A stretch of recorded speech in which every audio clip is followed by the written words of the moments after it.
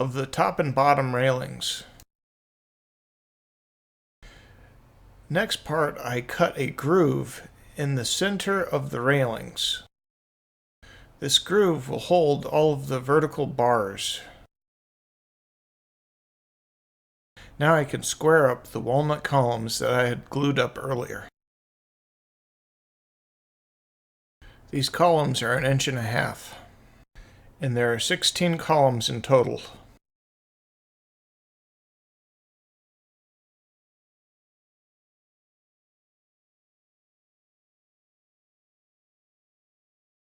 Now I can use the miter gauge and cut off the excess on the upper and bottom parts.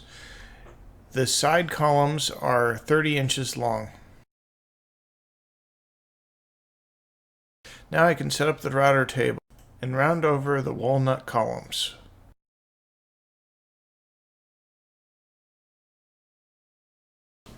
And repeat the same process for all 16 columns.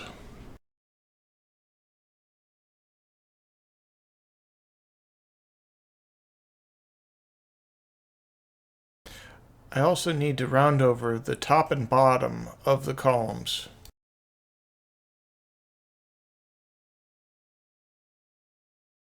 And I do the same thing to the cherry pieces that were cut earlier.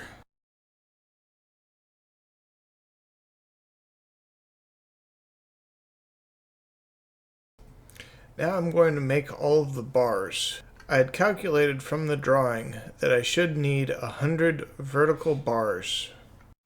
This would allow 2.5 inches between the bars.